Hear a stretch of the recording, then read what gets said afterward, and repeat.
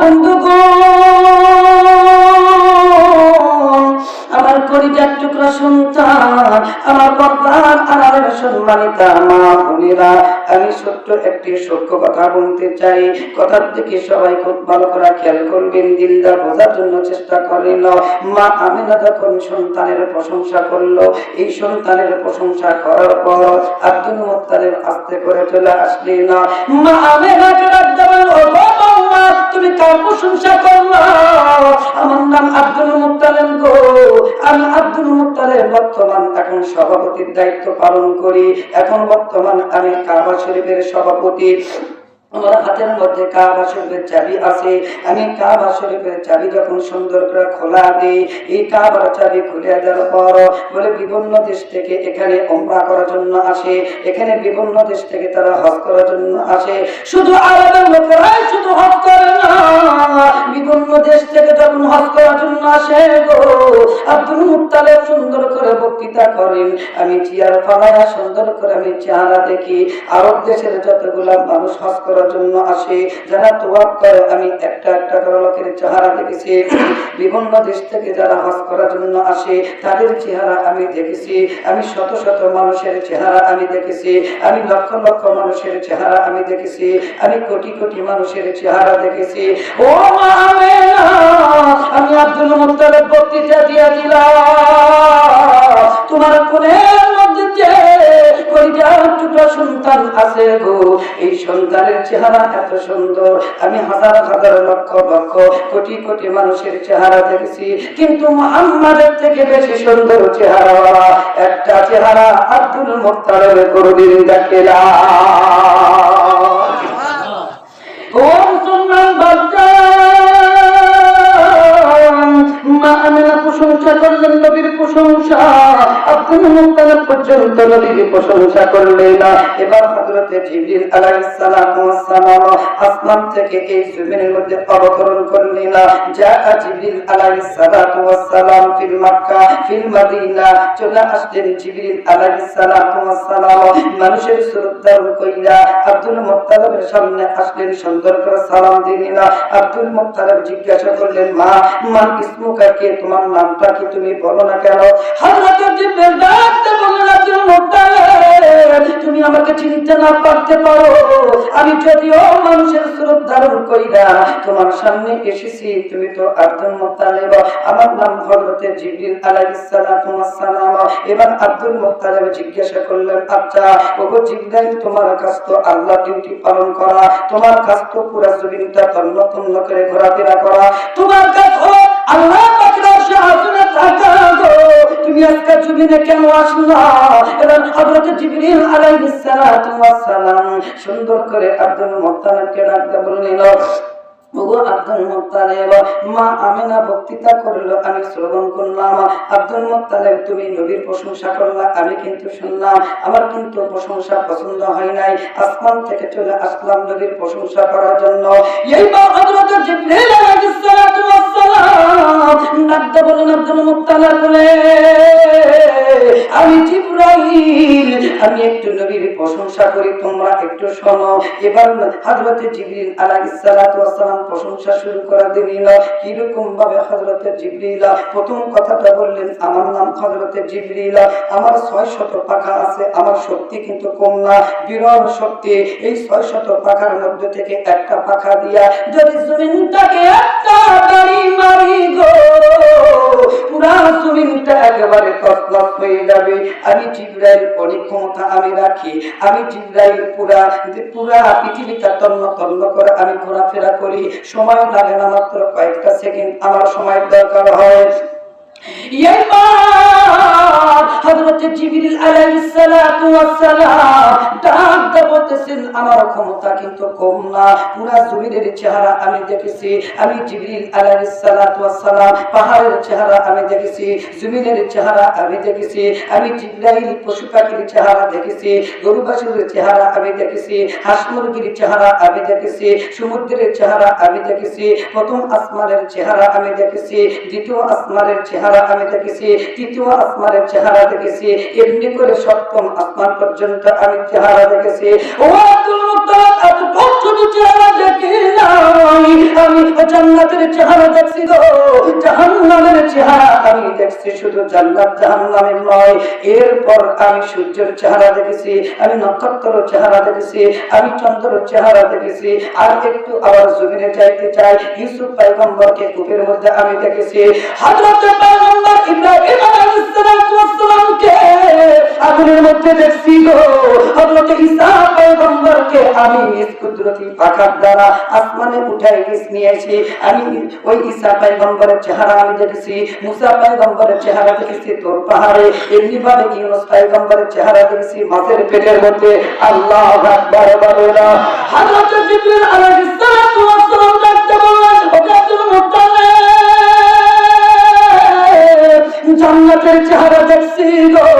ওই জান্নাতের মধ্যে যে জান্নাতের হুর থাকবে, এত সুন্দর চেহারা, এত সুন্দর লাবণ্য চেহারা, একটা আবার চেহারার দিকে মুসলমান মুমিন বান্দা তাকাইবে, কিতাবের মধ্যে আসছে না জান্নাতের হুরের দিকে একবার তাকাইলে মুমিন মুসলমান বান্দা 70 বছর অতিবাহিত হইবে, জানতে পারবে না। একবার নজর করলে 70,000 বছর পার হয়ে যাবে, চোখের পলক পূর্ণ দিকে ফিরাইবে না। চিৎকারটা বলেন না কেন আল্লাহু আকবার। হযরত জিবরিল আলাইহিস সালাতু ওয়াস সালাম আব্দুল মুত্তালিবকে ডাকতে বললেন, ও আব্দুল মুত্তালিব, আমি হযরত জিবরিল আলাইহিস সালাতু ওয়াস সালাম ওই জান্নাতের চেহারা শুধু দেখি নাই, জান্নাতের মধ্যে যে হুর আছে হুরদের চেহারা আমি দেখছি। আমি জিবরাইল সাক্ষী দিলাম গো, জান্নাতের হুরদের চেহারা যতই ভালো হয় না কেন, ওই জান্নাতের হুরদের চেহারা থেকে বেশি সুন্দর চেহারা মুহাম্মাদের চেহারা। চিৎকারটা বলেন না কেন আল্লাহু আকবার। রাসূল আমার ভালোবাসা, রাসূল আমাদের নেতা, সকল কাজে মানব মোরা রাসূলেরই কথা। রাসূল আমার ভালোবাসা, রাসূল আমাদের নেতা, সকল কাজে মানব মোরা রাসূলেরই কথা। আল্লাহু আকবার বলেন। সুখ দুঃখের বন্ধু তিনি, সুখ দুঃখের বন্ধু তিনি, ছিলেন আজীবন। সালাম জানাই তিনার কাছে, দিয়ে সারা মন। আল্লাহু আকবার বলেন।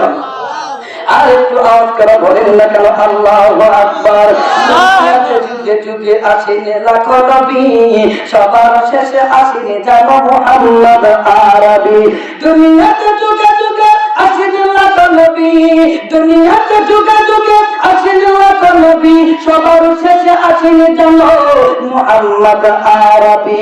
বিশ্ব নবী শ্রেষ্ঠ নবী আসেনি সবার শেষে, ছিলেন তিনি উম্মি রাসূল, জন্ম আরব দেশে, জন্ম তার 570 ইংরেজি সাল, হিজরতে 9 অথবা 12 রবিউল আউয়াল। পিতা ছিলেন আবদুল্লাহ, পিতা ছিলেন আবদুল্লাহ, মাতা আমেনা, নানার বাড়ি ছিলেন তিনা সোনার মদিনায়। আল্লাহু আকবার। আর একটু আওয়াজ করে বলেন না কেন আল্লাহু আকবার। তাহলে রসুলের চেহারা সুন্দর না অসুন্দর? কথা কয় রসুলের চরিত্র সুন্দর ছিল না অসুন্দর ছিল? এই জন্য তো স্পষ্ট ভাষায় বলতে চাই, হযরত বেলাল রাদিয়াল্লাহু তাআলার চেহারা ছিল কালা, কিন্তু রসুলের চরিত্র গ্রহণ করার কারণে, রসুলের আদর্শ গ্রহণ করার কারণে চেহারা কালা হতে পারে। আর চোখের মধ্যে বেলালের চেহারা অত্যন্ত মাধুর্য সুন্দর ছিল। কথা ঠিক কিনা? তথাকথিত বাংলাদেশ না সারা পৃথিবীর মধ্যে ওই নবীর আদর্শ যারা গ্রহণ করবে, ওই নবীর সুরত যারা গ্রহণ করবে, ওই নবীর সিরত যারা গ্রহণ করবে, তাদের চেহারা কোনোদিন খারাপ হতে পারে না। তাদের চেহারা হলো শ্রেষ্ঠ চেহারা। কথা ঠিক কিনা? এখন আপনারা বলেন তো, ওই নবীর ভালোবাসা আমাদের মধ্যে আছে না নাই? আছে। ভালোবাসা আছে। কাকে বলে? অবশ্যই আছে। আছে আছে ইনশাআল্লাহ। যে হাত তুলে মালিক দেখায় কার কার আছে, আগে যে পরীক্ষা করে আগে আল্লাহু আকবার বলেন। হাত নামান। এই মাত্র কয়েক মাস আগে, 1 থেকে 2 মাস আগে আমাদের বাংলাদেশের মধ্যে উপরে কোথাও বিভিন্ন স্থানে একটা স্লোগান চলে আসলো, আমার নবীকে নিয়ে কটূক্তি করছে কিনা। যে নবীর শরীরের উপরে মুসা নাসি পড়া হারাম ছিল, আবু জাহেলের মতো ব্যক্তি পর্যন্ত নবীর বিরুদ্ধে কোনো কথা বলতে পারে নাই, নবীর চরিত্র নিয়ে কোনো কটূক্তি করতে পারে নাই, নবীর চরিত্র নিয়ে কোনো খেলা করতে পারে নাই আবু জাহেলের মতো ব্যক্তি। কিন্তু না, বাংলাদেশের কথা কথিত এই ভারতের যারা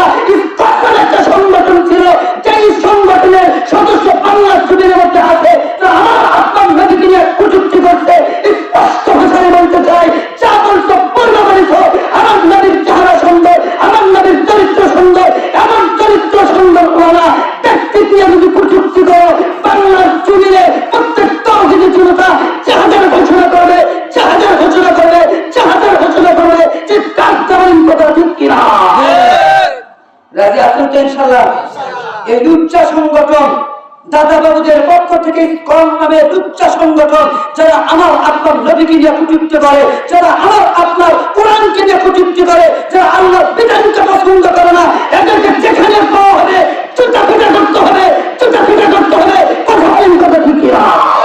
রাজি আছেন তো ইনশাআল্লাহ? কথা বলে রাজি আছেন তো ইনশাআল্লাহ? খালি জুতা নয়, আমার নবীকে নিয়ে আমরা খেলা করতে চাই বাংলার জমিনে। চাই ভারতের দাদা বাবুদের সংগঠনের ইসকনের দালাল হোক অথবা দালাল না হোক, যে কোনই আমার নবীকে নিয়ে কটূক্তি করতে গিয়ে চোখ পাকাইবে, তার চোখ আমরা উঠে দেব। কথা বলেন, কথা ঠিক না? স্পষ্ট ভাষায় বাংলাদেশে একমাত্র আমরা দেখতে চাই কোরআন বাস্তবায়ন হবে। কথা বলেন, কথা ঠিক না? আল্লাহর বিধান ছাড়া বাংলার জমিনে অন্য কোন তন্ত্র মন্ত্র অন্য কোন বিধান দেখতে চাই না। বাংলার জমিনে আমরা কোরআন বাস্তবায়ন করতে চাই। কে কে রাজি আছি হাত তুলে বাড়িতে দেখা। নারায়ে তাকবীর, নারায়ে তাকবীর। ইসলামের শত্রুরা হুঁশিয়ার সাবধান। নারায়ে তাকবীর।